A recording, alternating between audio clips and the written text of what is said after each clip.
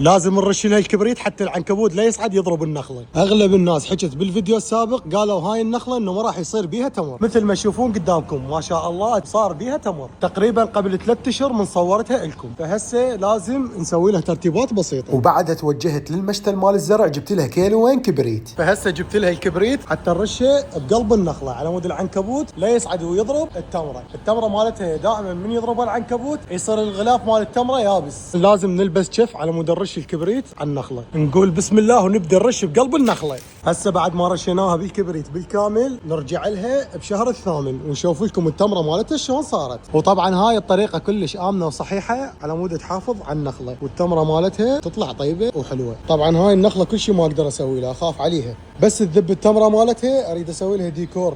هذا كله فلشه داير مدايرها واعيده من جديد وارتبه، اسوي منظره بشكل حلو. وهسه احكوا لي انتم تحبون التمر لو لا، ومنو يعرف نوعيه التمر مال هاي النخله؟